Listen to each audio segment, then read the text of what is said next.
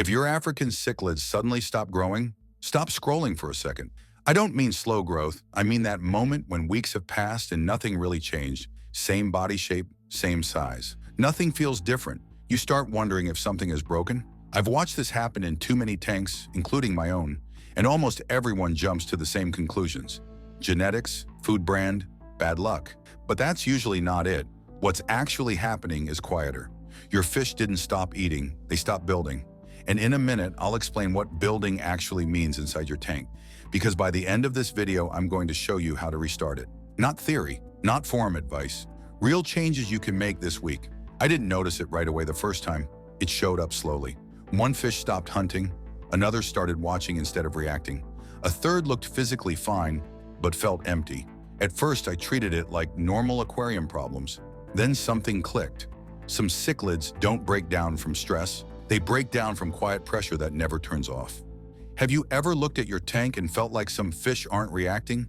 They're waiting, not begging for food, not charging the glass, just sitting there watching. I blamed hierarchy, then water, then mood. But after observing enough cichlids over time, something became obvious. Some fish aren't struggling because your setup is bad. They're struggling because the environment doesn't feel safe enough for growth. And when I say building, I don't mean just size. I mean muscle, bone density, recovery, confidence. The stuff you can't measure with a test kit.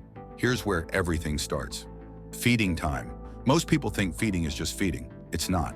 Feeding time is a ranking test. The biggest fish isn't always the boss. The boss is the fish everyone else watches. The one nobody swims past. The one that stands in the middle and makes others hesitate. Growth follows that ranking.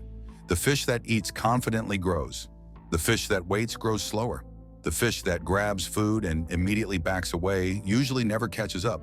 I've watched the same individual eat every day and stay small. Not because of genetics, because it was eating like it was stealing. Sometimes it's subtle before it gets obvious. Slight fin clamping. Fish turning sideways instead of forward. Small position changes when another fish moves. That's usually how it starts. Long before size stops, confidence already did. You've probably seen this scene. One peacock hangs near the corner all day. During feeding, it rushes in, grabs a pellet, disappears again. You think it's fine because it eats. Inside its body, it's not fine. That fish is stuck in survival mode.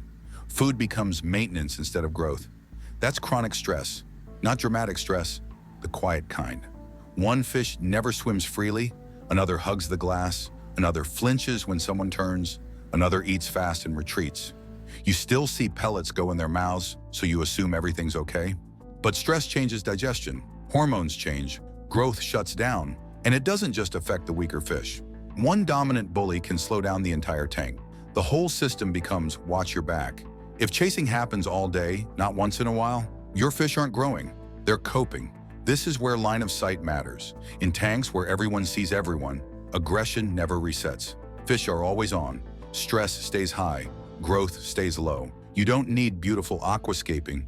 You need visual breaks, rock piles, tall stacks, even equipment placed strategically. Anything that creates small safe zones. Fish grow when they feel like they own space. And here's something most people never watch. What happens at night? Dominant fish don't turn off when lights go out. Weak fish don't suddenly feel safe. A lot of growth problems actually start overnight. By morning, some fish are already behind before feeding even begins. Growth doesn't happen during chaos. It happens during recovery.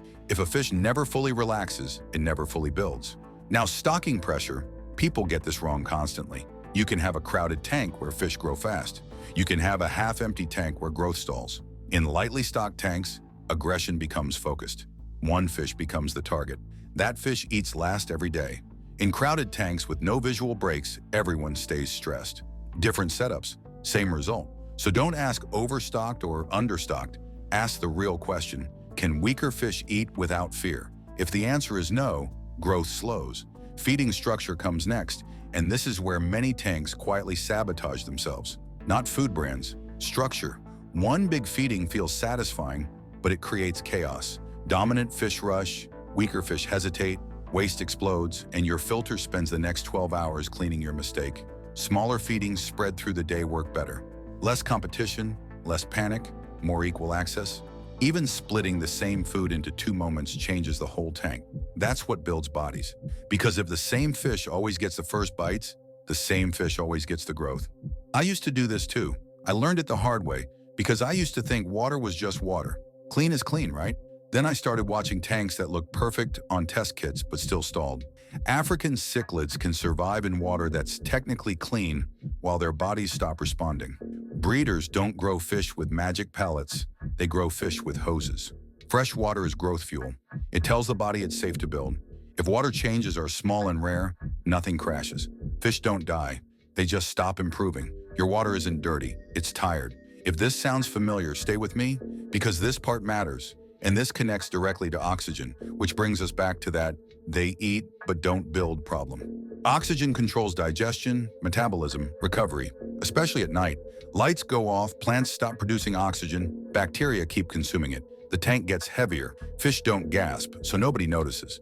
But digestion slows and stress rises. That's why you sometimes see fish eating aggressively but staying thin. It's not genetics, it's not food. The engine isn't running properly. If your water line is still, your fish are eating in slow motion. You want real surface movement, real flow, not bubbles for decoration. Temperature plays a role too, but it's not a cheat code. Warmer water speeds metabolism, but it also raises oxygen demand and waste. Higher temperature is a deal, not free growth. If you raise it, maintenance must follow. A lot of tanks stall because everything sits in the middle. Temperature a bit low, feeding cautious, water changes occasional, nothing breaks. Growth just stays locked. Genetics matters, but it's the last question, not the first. Some fish were already stunted before you bought them. Some will never be giants, but most stalled cichlids aren't genetics problems. They're system problems. Fix the system first, then judge the fish. Let me tie this back to the beginning because this is where most people finally get it. Your fish didn't stop eating, they stopped building. And they stopped building because the environment stopped feeling safe enough for growth. So here's what I want you to do this week. Just observe, watch feeding and identify the boss and the fear fish. Increase water changes, bigger and more often. Feed smaller amounts more frequently and spread it out. Add real surface movement, break line of sight and create comfort zones. Do that consistently for 2 weeks. You won't see miracles overnight, but you'll notice thicker bodies, calmer movement, stronger feeding confidence. And when a fish starts eating like it owns the tank, growth follows. At the start of this video, I promised I'd show you how to restart growth. This is it.